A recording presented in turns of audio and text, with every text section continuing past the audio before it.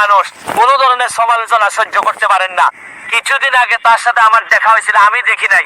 সে হঠাৎ করে আমাকে সোনারগাঁ হোটেলে বাংলাদেশ এবং আসসালামু আলাইকুম প্রিয় দর্শকবিন্দু। ব্যারিস্টার সুমন সাকিবুল হাসানকে সংসদে কঠিন ধুলাই দিল। সাকিবুল হাসান ব্যারিস্টার সুমনের সাথে যে বেয়াদবি করেছে সেই বিষয়ে সংসদ ভবনে অবস্থান করলো। বিস্তারিত আমরা ভিডিওতে দেখি। অনেকজন মানুষ কোনো ধরনের সমালোচনা সহ্য করতে পারেন না। কিছুদিন আগে তার সাথে আমার দেখা হয়েছিল, আমি দেখি নাই। সে হঠাৎ করে আমাকে সোনারগাঁ হোটেলে বাংলাদেশ এবং ভারতের মধ্যে যে ক্রিকেট ম্যাচ ছিল, ওই সময় আমার দেখেই সে পুলিশ এবং বিসিবির কর্মকর্তাদের সামনেই আমাকে মারতে আসছিল।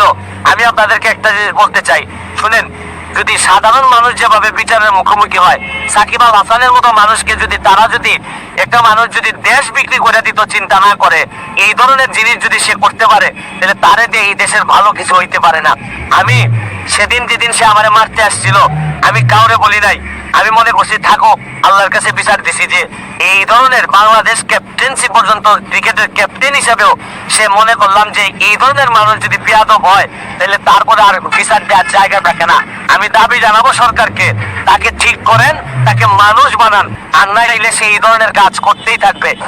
মাননীয় সদস্য জনাব সৈয়দ সাইদুল হক হবিগঞ্জ 4 সম্পূর্ণ প্রশ্ন। যে সাকিব আল হাসান আমাদের একজন নামি দামি ক্রিকেটার, যার জন্য আমরা গর্ববোধ করি। উনি একটা স্বর্ণের দোকান উদ্বোধন করার জন্য চলে গেছেন দুবাইতে। তো আমরা যে কোনো সেলিব্রিটি যারাই আছে না কেন, তাদেরকে কেউ দাওয়াত দিলে চাইতেই পারে। আমি সাকিব আল হাসানের কোনো দোষ এই পর্যন্ত দেখি না। কিন্তু যখন আমি জানতে পারলাম যে ডিবির পক্ষ থেকে, ডিটেকটিভ ব্রাঞ্চ বা পুলিশের পক্ষ থেকে সাকিব আল হাসানকে জানানো হয়েছিল যে আপনি যার দোকান উদ্বোধন করতে যাচ্ছেন সে একটা পুলিশ ইন্সপেক্টরের হত্যা মামলার আসামি এবং সে পলাতক অবস্থায় আছে, ইন্টারপোলের সাহায্যে আমরা তারে ধরে নিয়ে আসার চেষ্টা করতেছি। আপনি তার দোকান উদ্বোধন করতে যাচ্ছেন, তারপরও সাকিব আল হাসান শুনেন নাই। আমার কাছে মনে হয়েছে যে এটা যে একটা অপরাধ, উনি জানেন কিনা যে সেলিব্রিটি হইলে কি তার কোনো অপরাধের বিচার হবে না। আপনাদেরকে একটা জিনিস বলতে চাই, সাকিব আল হাসানের যারা ফলোয়ার আছেন তাদের প্রতি বা তার ফ্যান যারা আছেন তাদের প্রতি সম্মান রেখে একটা কথা বলতে চাই যে সাকিব আল হাসানকে আপনারা জানেন যে কিছুদিন আগে আমি একটা ভিডিও করে তারা অনুরোধ করছিলাম যে জুয়ার সাথে যেন সে সম্পৃক্ত না হয়। জুয়ার সাথে সম্পৃক্ত না হওয়ার জন্য বলছিলাম যদি 3 লাখ টাকা লাগে আমি 3 লাখ টাকাও দিতে রাজি। শুনেন, সাকিব আল হাসান এমন একজন মানুষ কোনো ধরনের সমালোচনা সহ্য করতে পারেন না। কিছুদিন আগে তার সাথে আমার দেখা হয়েছিল, আমি দেখি নাই। সে হঠাৎ করে আমাকে সোনারগাঁ হোটেলে বাংলাদেশ এবং ভারতের মধ্যে যে ক্রিকেট ম্যাচ ছিল, ওই সময় আমার দেখেই সে পুলিশ এবং বিসিবির কর্মকর্তাদের সামনেই আমাকে মারতে আসছিল এবং আমেরিকান কিছু লোকজন এখানে ছিল যাদের সাথে দেখা করতে আমি গেছিলাম। তাদের সামনে সে সবাইকে ইগনোর করে আমারে মারতে আসছিল। আমি কিছু বলি নাই। পুলিশরা এসে আমারে বললো যে বাদ দেন ভাই, সে সেলিব্রিটি, তার কথা বললে লাভ নাই। এবং আমিও মনে করছিলাম যে এক সেলিব্রিটি মানুষ, তার যদি কিছু অপরাধ করে আমি যদি মাইরও খাই, আপনাদের কার কাছে বিচার দিব, তারপরে কোনো কথা আমি বলি নাই। কিন্তু আজকে আমার কাছে মনে হয়েছে জুয়া থেকে শুরু করে আজকে তার এই দুবাইতে উদ্বোধন করা পর্যন্ত আমার কাছে মনে হয়েছে যে বিদ্যান যদি আপনার খারাপ মানুষ হয় তাহলে পরিত্যাজ্য। সে যত কোয়ালিফাইড লোকই হোক, সে যদি মানুষ হিসাবে যদি ভালো না হয়, তাইলে তার ফ্যান আর হওয়ার সুযোগ নাই। আমি আপনাদেরকে একটা জিনিস বলতে চাই, শুনেন।